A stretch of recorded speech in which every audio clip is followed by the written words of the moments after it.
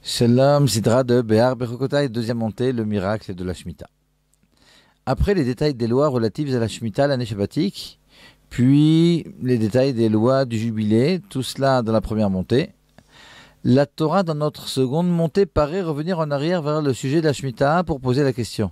Si vous dites qu'aurons-nous à manger la 7e année, puisque nous ne pourrons ni semer ni rentrer nos récoltes, je vous octroierai, nous dit Akadosh Baruch Hu, nous dit Dieu, ma bénédiction dans la 6e année, tellement qu'elle produira la récolte pour 3 années. La question, si vous dites qu'aurons-nous à manger, etc., apparaît a priori en retard. Au lieu de se trouver juxtaposée aux lois de la Shemitah, elle ne vient qu'en conclusion des lois du jubilé qui n'apparaissent qu'après les lois de la Shemitah.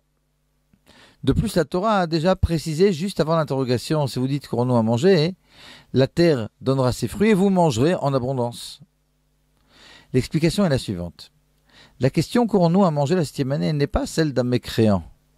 C'est au contraire celle du fils Racham, du fils pieux et intègre, qui après avoir entendu tous les détails des lois de la Shemitah et du jubilé, ainsi que les bénédictions formulées à l'égard de qui respectera la Shemitah, demande avec le besoin d'apprendre comment donc nous nourrira-t-on.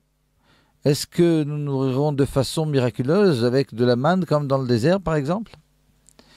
D'un point de vue rationnel, en effet, la terre est extrêmement affaiblie la 6e année.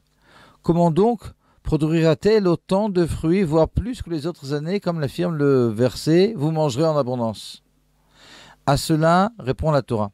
Il s'agit d'une bénédiction bien spéciale. La terre produira en effet de façon miraculeuse cette 6e année des fruits pour 3 années.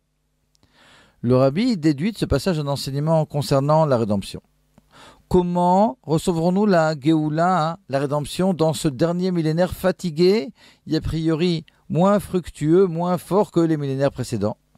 Et la réponse, Dieu accomplira tout simplement un miracle. Celui-ci sera facilité par un service divin basé sur la confiance en Dieu et le don de soi, un service divin semblable au service divin des propriétaires des champs lors de l'année shabbatique.